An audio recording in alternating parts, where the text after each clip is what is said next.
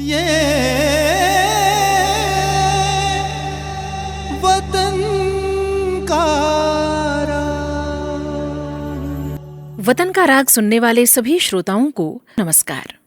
भोपाल से 50 किलोमीटर दूर एक छोटा सा कस्बा सीहोर, जिसके आसपास की सब्ज सरजमी अपने बेहतरीन गेहूं के लिए दुनिया भर में जानी जाती है। पेशवाकालीन प्राचीन गणेश मंदिर भी यहाँ का एक विख्यात पर्यटन स्थल है।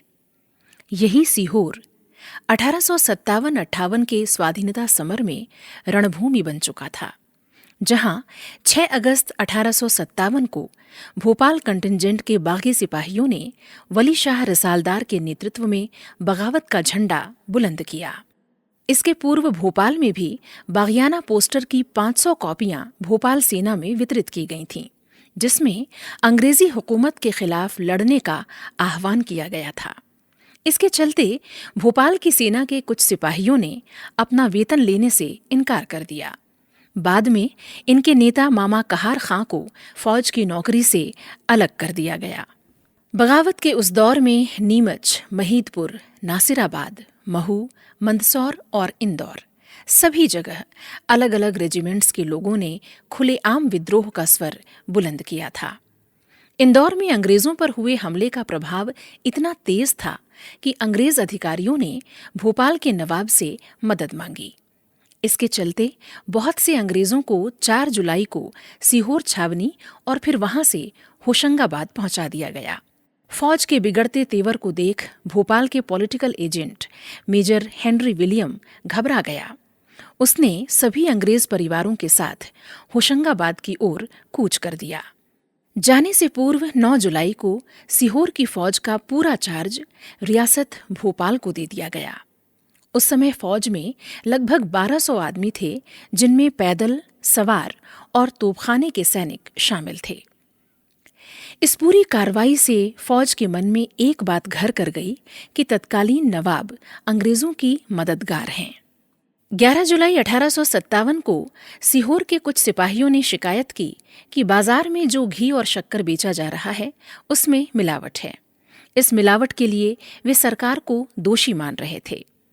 11-12 जुलाई 1857 को भोपाल के आलिमों की एक बैठक में अंग्रेजों के विरुद्ध बगावत का फैसला लिया गया।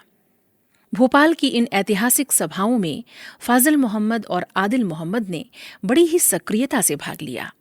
इसी बीच पड़ोसी रियासत बैरसिया में भी बगावत के स्वर उठने लगे और आसपास का पूरा माहौल अंग्रेजों के खिलाफ युद्ध छेड़ने पर आमादा हो गया।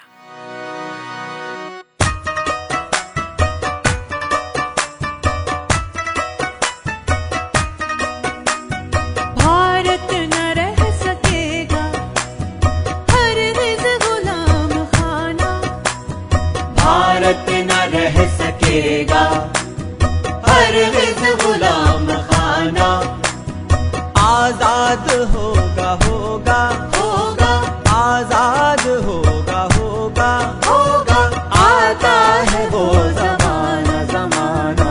भारत न रह सकेगा हरगिज़ गुलाम खाना, भारत न रह सकेगा हरगिज़ गुलाम खाना।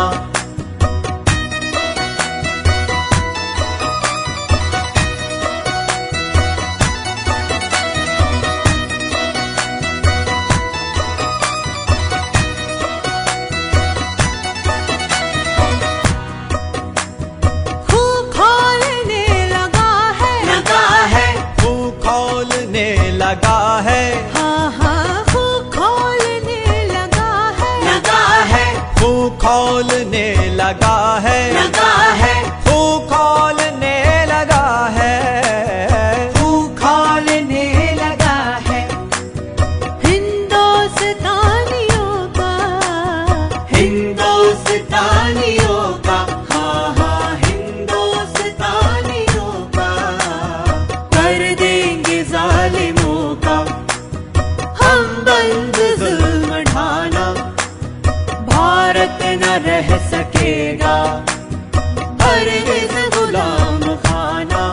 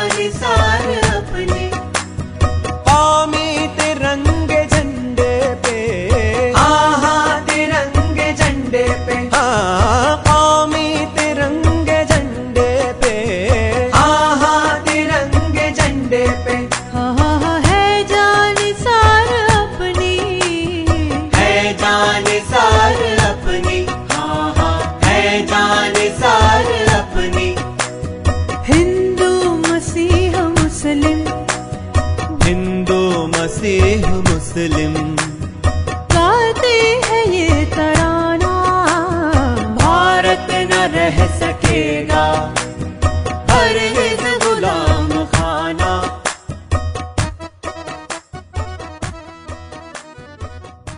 17 जुलाई 1857 को भोपाल की सरहदी तहसील छिपानेर में दीवारों पर विज्ञापन चिपका दिए गए थे, जिसमें अंग्रेज सरकार को खत्म कर देने की अपील की गई थी।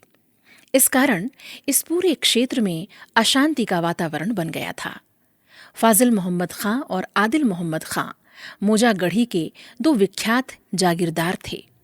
इन दोनों भाइयों ने अपनी व्यक्तिगत फौज बना ली थी और वे लगातार इसकी ताकत बढ़ाने में जुटे हुए थे।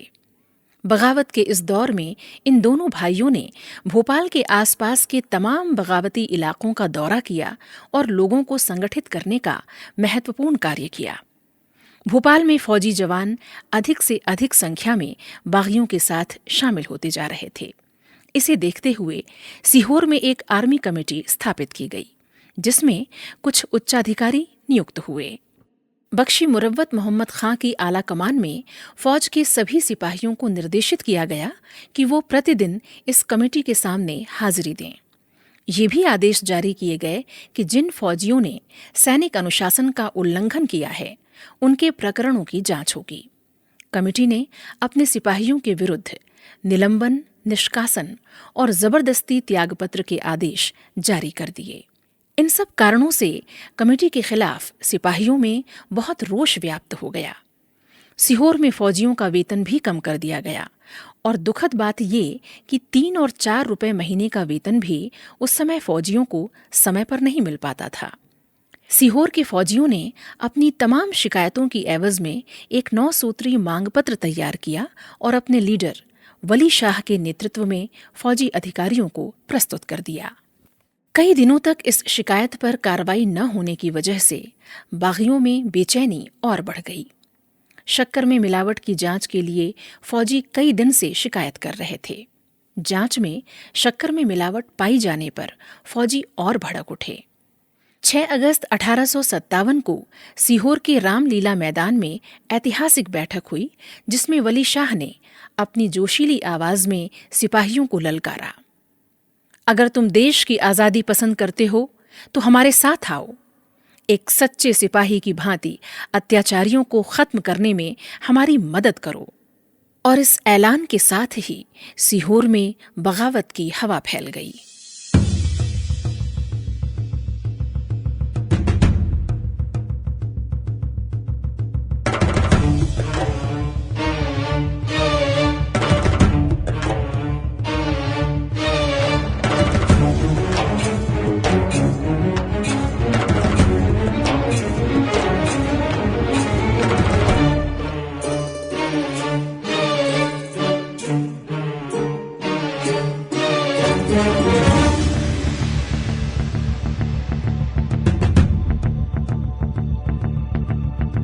भारत के नौजवान जमाने से बेखबर,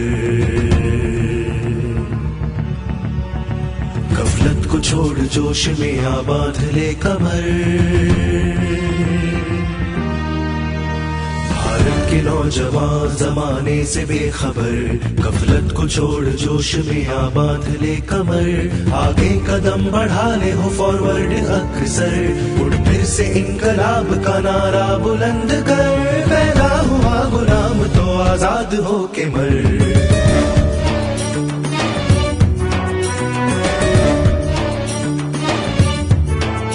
भारत के नौजवान जमाने से बेखबर, गफलत को छोड़ जोश में आबाद ले कमर। आगे कदम बढ़ा ले हो फॉरवर्ड अग्रसर, उठ फिर से इनकलाब का नारा बुलंद कर। पैदा हुआ गुलाम तो आजाद हो के मर।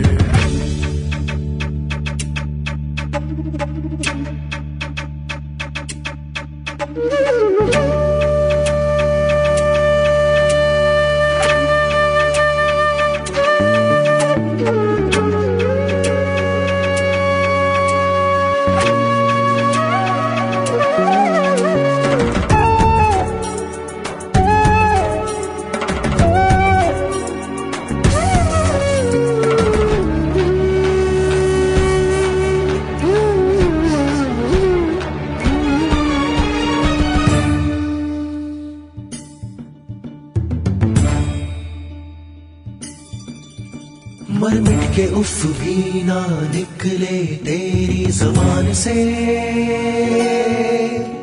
अंग्रेजों को निकाल दे हिंदुस्तान से। मर मिट के उफ भी ना निकले तेरी ज़बान से,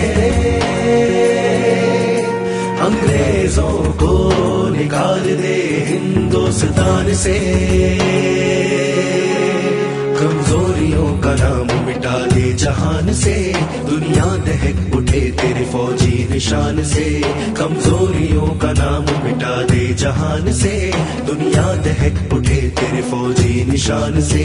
गफलत की नींद छोड़ के मैदान में उतर, उठ फिर से इंकलाब का नारा बुलंद कर। पैदा हुआ गुलाम तो आजाद हो के मर।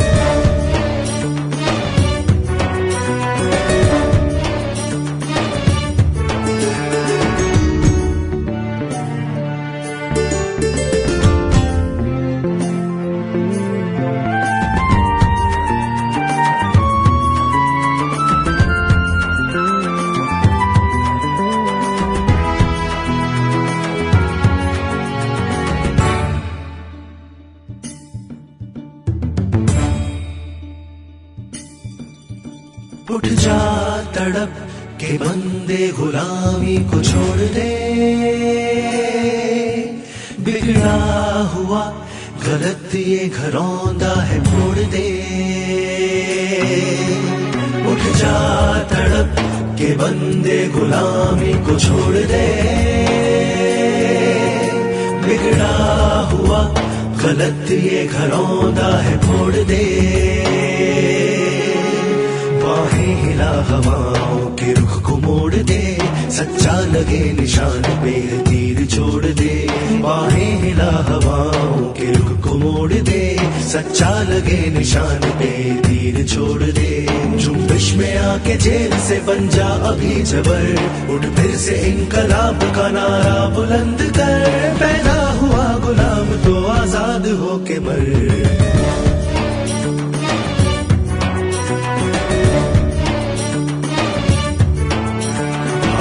नौजवान जमाने से बेखबर, गफलत को छोड़ जोश में आ बांध ले कमर। आगे कदम बढ़ा ले हो फॉरवर्ड अग्रसर, उठ फिर से इंकलाब का नारा बुलंद कर। पैदा हुआ गुलाम तो आजाद हो के मर। 6 अगस्त 1857 को वली शाह के नेतृत्व में सिपाही बहादुर सरकार की स्थापना की गई। वली शाह ने घोषणा की कि आज की तारीख से सीहोर में अंग्रेजी सरकार को समाप्त किया जाता है। नई सरकार सिपाही बहादुर के नाम से स्थापित की जाती है। इस नई सरकार के 2 झंडे होंगे, एक निशान मोहम्मदी और दूसरा महावीरी निशान। दोनों झंडे हिंदू मुस्लिम एकता के प्रतीक होंगे और साथ साथ फहराए जाएंगे। झंडे लग जाने के बाद वली शाह ने फिर कहा, सब धर्म मानवता की शिक्षा देते हैं। अलग अलग धर्म होने का मतलब ये नहीं कि हमारे सामाजिक और राजनैतिक मामले भी अलग अलग रहें। हम अपने धर्म पर रहते हुए भी जीवन के बहुत से मामलों में एक हो सकते हैं। ये रियासत भोपाल की सबसे पहली समानांतर सरकार थी जो वली शाह के नेतृत्व में स्थापित की गई थी। इस सरकार की स्थापना की एक विशेषता ये भी थी कि ये रियासत के किसी गुमनाम स्थान पर छुपकर नहीं स्थापित की गई थी, बल्कि डंके की चोट पर उस स्थान पर स्थापित की गई थी जो पॉलिटिकल एजेंट का मुख्यालय था। 8 अगस्त 1857 को इस सरकार ने अपना प्रशासन चलाने के लिए एक काउंसिल की स्थापना की, जिसका मुखिया महावीर कोट हवलदार को बनाया गया। इसलिए ये महावीरी काउंसिल कहलाई। इससे स्पष्ट है कि सीहोर में बागी अपनी सरकार को एक प्रजातांत्रिक और संवैधानिक स्वरूप देना चाहते थे। 8 और 9 अगस्त को 2 अदालतों की स्थापना की घोषणा की गई, जो फौजदारी और दीवानी मुकदमों के लिए थी। बागियों ने शासकीय भवनों को क्षति पहुंचाना और उन पर कब्जा करना भी आरंभ कर दिया था। इसी बीच बागियों से मुकाबला करने के लिए अंग्रेज सरकार की सेना भी आ गई थी और दोनों में मुकाबला हुआ। बागियों ने इस बीच सीहोर जेल और फौज के खजाने पर भी आक्रमण किया। बागियों के नेता वली शाह ने बागियों को प्रशिक्षित करने के लिए लेख लिखकर बागियों को सुनाना और बांटना शुरू किया, जिन पर सरकार ने जब्ती और पाबंदी का आदेश जारी किया। सीहोर में सिपाही बहादुर सरकार की शक्ति बढ़ती जा रही थी। आम सभाएं होती और लोगों को उसमें शामिल होने के लिए दूर दूर से बुलाया जाता। फाजिल मोहम्मद खान और आदिल मोहम्मद खान पूरे क्षेत्र में अपनी गतिविधियों से अंग्रेजी सेना के लिए आतंक मचाए हुए थे। भोपाल शहर में भी फौज और जनता के भीतर बगावत पैदा करने के लिए विद्रोही पोस्टर वितरित किए गए, जो संभवतः कानपुर से आए थे। इन सारी गतिविधियों को देखते हुए जनरल एच रोज की कमान में एक मजबूत फौज बंबई से भोपाल आई। कई बागी सिपाही सीहोर जेल में बंद थे। जनरल रोज को जब हालात की जानकारी मिली तो उसने एक तानाशाही निर्णय लिया। 160 बरस पहले 14 जनवरी 1858 के दिन सैकड़ों राष्ट्रवादी कैदियों को जेल से निकाला गया और एक मैदान में लाकर खड़ा कर दिया गया। यहाँ उनकी छोटी टुकड़ियां बनाकर उन्हें बेरहमी से गोलियों से भून दिया गया। 356 कैदी बिना किसी जांच के ही शहीद हो गए। इन बहादुर राष्ट्रवादी कैदियों ने सरकार से समझौता करने के बजाय दिलेरी से मौत को अपने गले लगा लिया।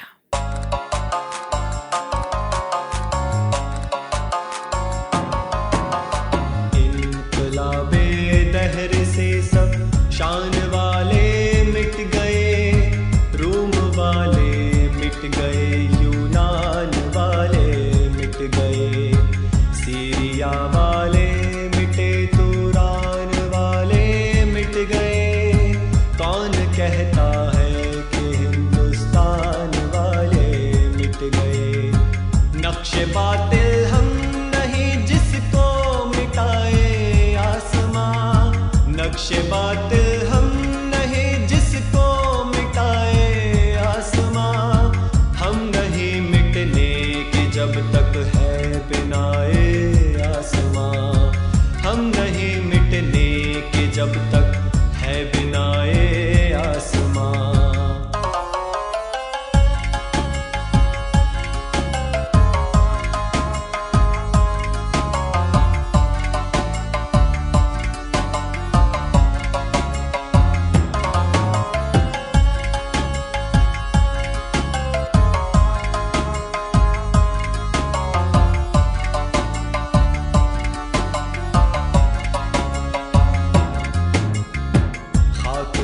इस देश की पैदा हुए वो नामवर, नक्श जिनके कारनामे है बिसाते तहर पर। दबदबे से जिनके झुकते थे सर अफराजों के सर, जिनका लोहा मानते हैं हुक्मराने बहरोवर। तेगो तरकश के धनी थे, रज़्म गए में फर्द थे। तेगो तरकश के धनी थे, रज़्म गए में फर्द थे। इस शुजाअत पर ये तुर्रा है सरापा दर्द थे, इस शुजाअत पर ये तुर्रा है सरापा दर्द थे।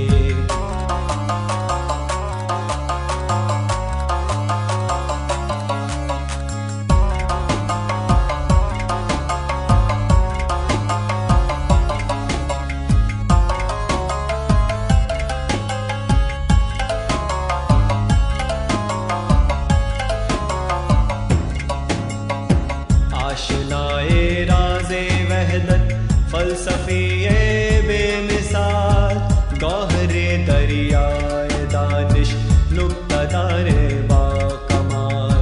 माहिरे इल्मो हुनर शेवा बयां शीरी मकाल, रास्तबाज़ों सुल्ह ज़ू पाकीज़ा रोशन ख़याल। बादए तहज़ीब से वो सर बसर मखमूर थे, बादए तहज़ीब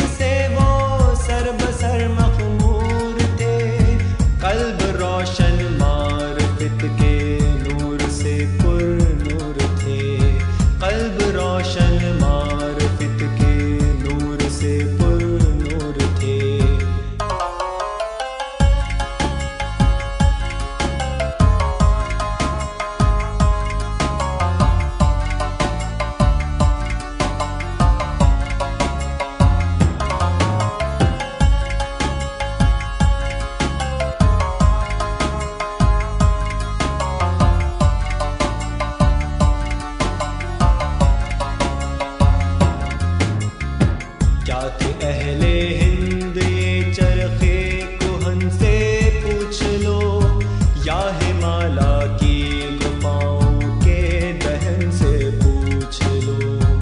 अपना अफसाना लबे गंगो जमन से पूछ लो हर जर्रे खाके चमन से पूछ लो।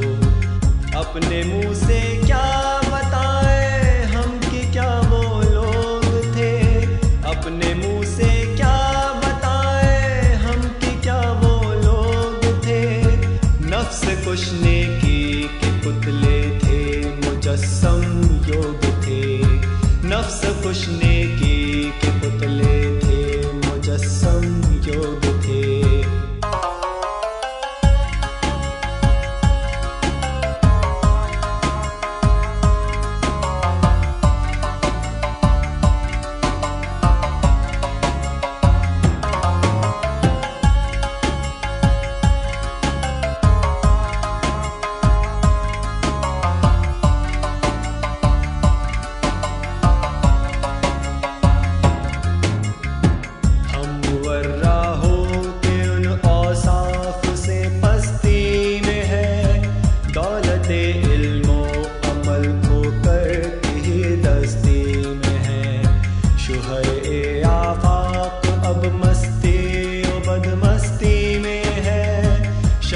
अफसुरदा की सूरत महफिले हस्ती में है। दौरे रफ्ता का मगर सौदा हमारे सर में है, दौरे रफ्ता का मगर सौदा हमारे सर में है। पा गए हुब्बे वतन छलके हुए सावन में है, पा गए हुब्बे वतन छलके हुए सावन में है।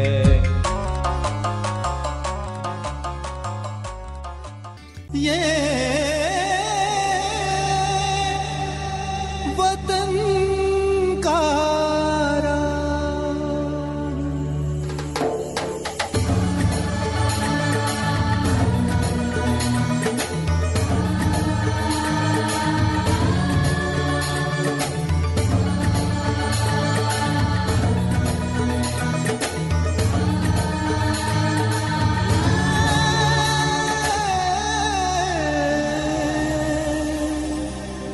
वतन